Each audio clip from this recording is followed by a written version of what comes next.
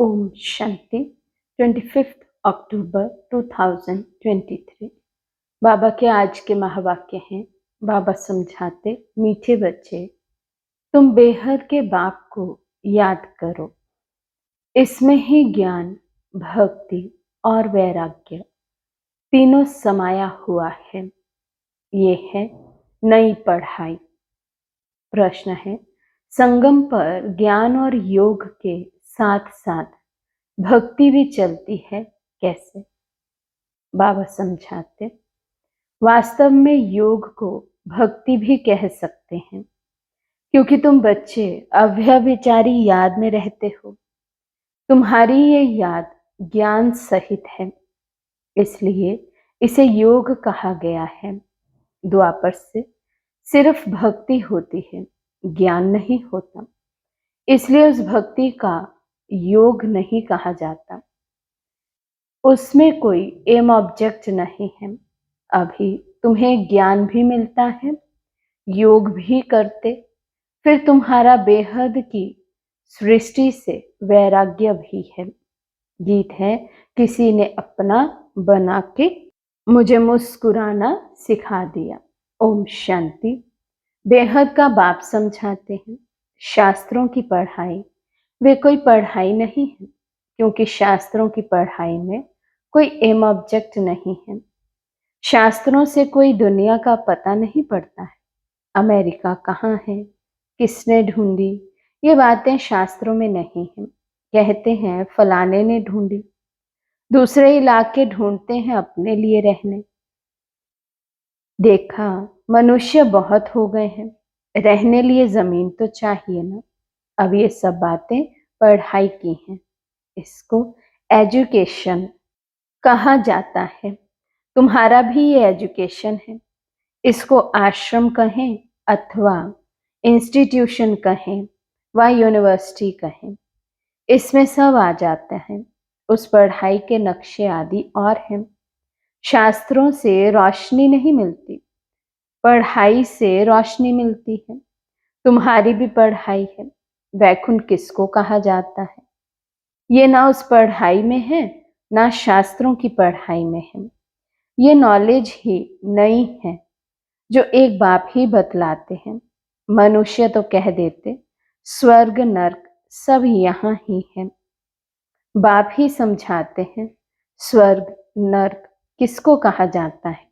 ये बातें ना शास्त्रों में है, ना उस एजुकेशन में है। तो नई बातें होने कारण मनुष्य मूंझते हैं, कहते हैं ऐसा ज्ञान तो कभी सुना नहीं। ये तो नई वंडरफुल बातें हैं, जो कभी कोई ने नहीं सुनाई है। बरोबर नई बातें हैं, ना उस एजुकेशन वाले सुना सकते, ना सन्यासी आदि सुना सकते। इसलिए परमपिता परमात्मा को ही ज्ञान का सागर कहा जाता है। बेहद की हिस्ट्री ज्योग्राफी भी समझाते हैं। ज्ञान से स्वर्ग और नर्क का विस्तार भी सुनाते हैं। ये नई बातें हैं ना। इस पढ़ाई में सब कुछ है, ज्ञान भी है, योग भी है, पढ़ाई भी है, भक्ति भी है। योग को भक्ति भी कह सकते हैं, क्योंकि एक के साथ योग लगाना, उनको याद करना होता है। वे भगत लोग भी याद करते हैं, पूजा करते हैं, गाते हैं। वे भक्ति करना कोई योग नहीं कहेंगे। समझो, जैसे मीरा थी, श्री कृष्ण के साथ योग लगाती थी, उनको याद करती थी, परंतु उसको भक्ति कहा जाता। उनकी बुद्धि में कोई एम ऑब्जेक्ट नहीं है। इसको ज्ञान भी कहते हैं, भक्ति भी कहते हैं। योग लगाते हैं, एक को याद करते हैं। सतयुग में न भक्ति होती ना ज्ञान। संगम पर ज्ञान और भक्ति दोनों ही हैं, और द्वापर से लेकर सिर्फ भक्ति चलती आई है। किसको याद करना, उसको भक्ति कहते। यहाँ ये ज्ञान भी है, योग भी है, भक्ति भी है। समझ सकते हैं, वे सिर्फ भगत है, तत्व से योग लगाते हैं, परंतु उनका है अनेकों से योग, इसलिए उनको भगत कहते। तुम्हारा ये है अव्यभिचारी योग। ये ज्ञान सागर खुद बैठ पढ़ाते हैं। उनसे योग लगाना होता है। वे तो आत्मा को ही नहीं जानते। हम तो जानते हैं। परमपिता परमात्मा बाप के साथ बुद्धि योग लगाने से हम बाप के पास चले जाएंगे। वे हनुमान को याद करते हैं तो उनका साक्षात्कार हो जाता है। उनको व्यभिचारी कहा जाता है। ये है अव्यभिचारी योग। सिर्फ एक बाप को याद करना है तो इसमें ज्ञान, भक्ति, वैराग्य सब इकट्ठे हैं और वे उन्हों का सब अलग अलग है। भक्ति अलग, ज्ञान भी सिर्फ शास्त्रों का है, वैराग्य भी हद का है। यहाँ बेहद की बात है। हम बेहद के बाप को जानते हैं, इसलिए उनको याद करते हैं। वे भल शिव को याद करते, परंतु विक्रम विनाश नहीं होंगे, क्योंकि वे ऑक्यूपेशन को नहीं जानते। विक्रम विनाश होने का ज्ञान ही नहीं। यहाँ तो बाप की याद से विक्रम विनाश होते हैं। वहां काशी कलवट खाते हैं तो उनके विक्रम विनाश होते हैं। भोगना भोगनी पड़ती है, परंतु ऐसे नहीं कि तुम्हारे मुआफिक आहिस्ते आहिस्ते कर्मातीत बनते हैं। नहीं, उनके विक्रम सजाएं खाते खाते खत्म होते हैं, माफ नहीं हो जाते हैं। तो ये पढ़ाई भी है, ज्ञान भी है, योग भी है, इसमें सब है। सिखलाने वाला एक ही बाप है। इनको आश्रम अथवा इंस्टीट्यूशन कहा जाता है। लिखा हुआ बड़ा अच्छा है। आगे ओम मंडली नाम रॉन्ग था, अभी समझ आई है। ये नाम बिल्कुल अच्छा है। कोई को भी समझा सकते हो कि ब्रह्मा कुमार तो तुम भी हो। बाप है सबका रचयिता। उनको पहले पहले सूक्ष्म वतन रचना है। ब्रह्मा विष्णु शंकर है सूक्ष्म वतनवासी। नई सृष्टि रचते हैं तो जरूर प्रजापिता ब्रह्मा चाहिए। सूक्ष्म वतन वाला तो यहाँ आ ना सके। वे है संपूर्ण अव्यक्त। यहाँ तो साकार ब्रह्मा चाहिए ना, वे कहाँ से आए? मनुष्य इन बातों को समझ ना सके। चित्र तो है ना, ब्रह्मा से ब्राह्मण पैदा हुए, परंतु ब्रह्मा आए कहाँ से? फिर एडॉप्शन होती है। जैसे कोई राजा को बच्चा नहीं होता है तो एडॉप्ट करते हैं, बाप भी इनको एडॉप्ट करते हैं, फिर नाम बदल कर रखते हैं प्रजापिता ब्रह्मा। वे ऊपर वाला तो नीचे आ ना सके, नीचे वाले को ऊपर जाना है। वे है अव्यक्त, ये है व्यक्त। तो इस रहस्य को भी अच्छी रीति समझना है, क्योंकि सबका प्रश्न उठता है। कहते हैं दादा को कभी ब्रह्मा, कभी भगवान, कभी श्री कृष्ण कहते हैं। अब इनको भगवान तो कहा नहीं जाता, बाकी ब्रह्मा और श्री कृष्ण तो कह सकते हैं, क्योंकि श्री कृष्ण सुंदर से श्याम बनते हैं। तो जब रात है तब कहेंगे ब्रह्मा, जब दिन है तब कहेंगे श्री कृष्ण। श्री कृष्ण की आत्मा का अभी ये अंतिम जन्म है और ये श्री कृष्ण है आदि का जन्म। ये क्लियर कर लिखना पड़े। 84 जन्म राधे कृष्ण के व लक्ष्मी नारायण के बताने पड़े। ये यहाँ फिर उनको एडॉप्ट करते हैं तो ब्रह्मा का दिन और ब्रह्मा की रात हो जाती। वही फिर लक्ष्मी नारायण का दिन और रात। उनकी वंशावली का भी ऐसे हुआ। तुम अब ब्राह्मण कुल के हो, फिर देवता कुल के बनेंगे, तो ब्रह्मा कुमार कुमारियों का भी दिन और रात हुआ ना। ये बड़ी समझने की बातें हैं, चित्रों में भी क्लियर है। नीचे तपस्या कर रहे हैं, अंतिम जन्म है। ब्रह्मा यहाँ कहाँ से, किससे पैदा हो? तो ब्रह्मा को एडॉप्ट करते हैं, जैसे राजा एडॉप्ट करते हैं, फिर उनको राजकुमार कहते हैं, ट्रांसफर कर देते हैं, प्रिंस ऑफ फलाना। पहले तो प्रिंस नहीं था, राजा ने अडॉप्ट किया तो नाम डाला प्रिंस। ये रस्म रिवाज चलती आई है। बच्चों को ये बुद्धि में आना चाहिए। दुनिया नहीं जानती कि बाप कैसे पुरानी दुनिया का विनाश और नई दुनिया की स्थापना करते हैं। ये रोशनी तुम बच्चों को है, तुम्हारे में भी नंबरवार है। आगे चलकर छोटी छोटी बच्चियां भी बहुत तीखी हो जाएंगी, क्योंकि कुमारियां हैं। लिखा हुआ भी है कि कुमारियों द्वारा बाण मरवाए।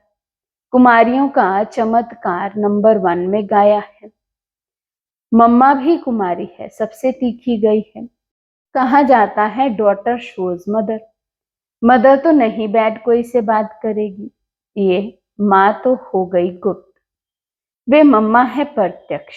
ब्रह्मा बाबा माँ के रूप में है तो बाबा कहते वे तो गुप्त है। तो मम्मा प्रत्यक्ष है, अर्थात जगदम्बा माँ। तो तुम शक्तियों अथवा बच्चों का काम है माँ का शो करना। बहुत अच्छी अच्छी बच्चियां भी हैं जिनका पुरुषार्थ अच्छा चलता है। कौरव संप्रदाय में भी किन्हों के मुख्य नाम है ना, जो महारथी हैं। यहाँ भी महारथियों के नाम हैं। सबसे बड़ा है शिव बाबा, ऊंचते ऊंच भगवान। उनका ऊंचा ठाव है। वास्तव में ठाव तो हम आत्माओं का भी ऊंच है। मनुष्य तो सिर्फ महिमा करते रहते, जानते कुछ भी नहीं है।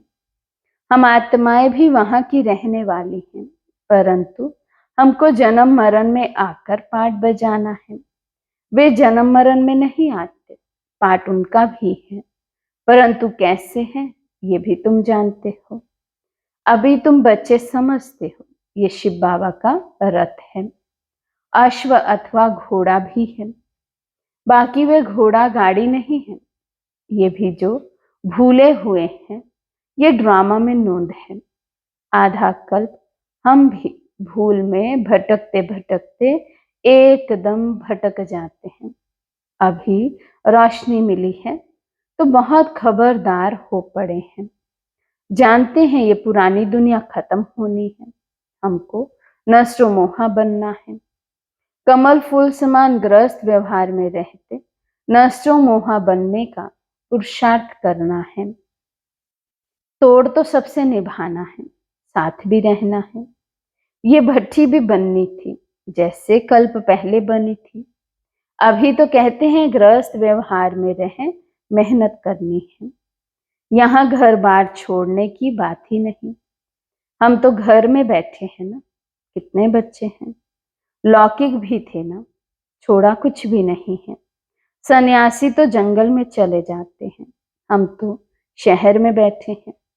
तो उनसे तोड़ निभाना है। बाप की रचना है। बाप कमाकर बच्चे को वर्षा देते हैं। पहले तो वर्षा देते हैं काम विकार का, फिर उनसे छुड़ाकर निर्विकारी बनाना बाप का ही काम है। ऐसे भी होते हैं, कहाँ बच्चे माँ बाप को ज्ञान देते हैं, कहाँ बाप बच्चों को ज्ञान देते हैं। ये है ही राजयोग, वे है हठ योग। आत्मा को नॉलेज मिलती है परमात्मा से। मैं अर्थात ब्रह्मा बाबा राजाओं का राजा था, अब रंक बना हूं। रंक से राव गाया हुआ है। बच्चे जानते हैं हम जो सूर्यवंशी थे अभी शूद्रवंशी बने हैं। ये भी समझाना पड़ता है, नर्क और स्वर्ग अलग है। मनुष्य ये नहीं जानते। तुम्हारे में भी कितने बच्चे कुछ नहीं जानते, क्योंकि तकदीर में नहीं है तो पुरुषार्थ क्या करेंगे। किनकी तकदीर में कुछ नहीं है, किनकी तकदीर में सब कुछ है। तकदीर पुरुषार्थ कराती है, तकदीर नहीं है तो पुरुषार्थ क्या करेंगे। एक है स्कूल, चलता रहता है। कोई बच्चे आधा में गिर पड़ते, कोई चलते चलते मर पड़ते। जन्म लेना और मरना बहुत होता है।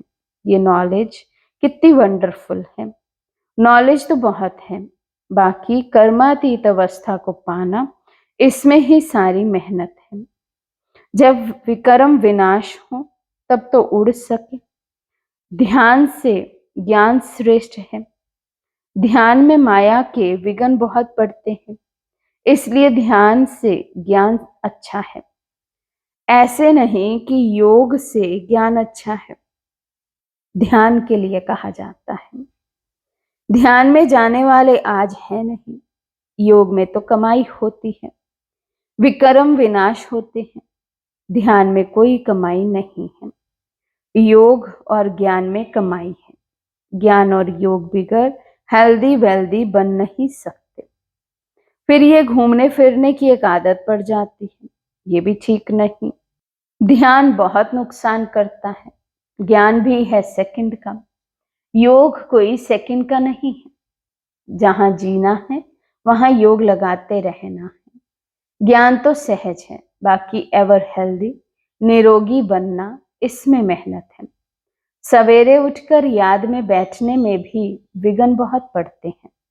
पॉइंट्स निकालते हैं तो भी बुद्धि कहाँ की कहाँ चली जाती है। सबसे जास्ती तूफान तो पहले नंबर वाले को आएंगे ना। शिव बाबा को तो नहीं आ सकते। बाबा हमेशा समझाते रहते हैं तूफान तो बहुत आएंगे। जितना याद में रहने की कोशिश करेंगे उतना तूफान बहुत आएंगे। उनसे डरना नहीं है, याद में रहना है, स्थिर होना है। तूफान को हिला न सके, यह अंत की अवस्था है। यह है रूहानी रेस। शिव बाबा को याद करते रहो, ये भी समझने की और धारण करने की बातें हैं। धन दान नहीं करेंगे तो धारणा नहीं होगी। पुरुषार्थ करना चाहिए। दो बाप की पॉइंट्स किसी को समझाना बहुत इजी है, ये भी तुम ही जानते हो। बाप 21 जन्मों का वर्षा देते हैं। तुम कहेंगे इन लक्ष्मी नारायण को बाप से 21 जन्मों का वर्षा मिलना है। बाप ने उनको राजयोग सिखाया और कोई मुख से कह ना सके कि उन्हें भगवान ने ये वर्षा दिया है। दुनिया में कोई किस बात में खुश रहते। तुम जिस बात में खुश हो उसको कोई नहीं जानते। मनुष्य तो अल्पकाल क्षणभंगुर के लिए खुशी मनाते हैं।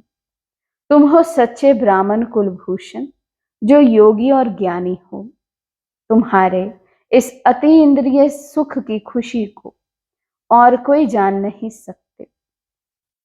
वे तो क्या क्या माथा मारते रहते हैं, मून पर जाने का पुरुषार्थ करते हैं, बहुत डिफिकल्ट मेहनत करते हैं। उन सब की मेहनत बर्बाद हो जानी है। तुम बिना कोई तकलीफ के ऐसी जगह जाने का पुरुषार्थ करते हो जहां और कोई जा ना सके। एकदम ऊंचते ऊंच परम धाम में जाते हो। अच्छा, मीठे मीठे सिकी लदे बच्चों प्रति माता पिता बाप दादा का याद प्यार और गुड मॉर्निंग। रूहानी बाप की रूहानी बच्चों को नमस्ते। हम रूहानी बच्चों की रूहानी बाप दादा को दिल व जान सिक व प्रेम से नमस्ते नमस्ते नमस्ते जी। धारणा के लिए मुख्य सार। फर्स्ट पॉइंट, गृहस्थ व्यवहार में रहते नष्टो मोहा भी बनना है, साथ साथ सबसे तोड़ निभाते कमल फूल समान रहना है। सेकंड पॉइंट, धारणा करने के लिए ज्ञान धन का दान जरूर करना है। ज्ञान और योग से अपनी कमाई जमा करनी है, बाकी ध्यान दीदार की आश नहीं रखनी है। आज का वरदान है, संतुष्टता के सर्टिफिकेट द्वारा भविष्य राज्य भाग्य का तख्त प्राप्त करने वाले संतुष्ट मूर्ति भव। संतुष्टता के सर्टिफिकेट द्वारा भविष्य राज्य भाग्य का तख्त प्राप्त करने वाले संतुष्ट मूर्ति भव। संतुष्ट रहना और सर्व को संतुष्ट करना, ये स्लोगन सदा आपके मस्तक रूपी बोर्ड पर लिखा हुआ हो, क्योंकि इसी सर्टिफिकेट वाले भविष्य में राज्य भाग्य का सर्टिफिकेट लेंगे। तो रोज अमृत वेले इस स्लोगन को स्मृति में लाओ।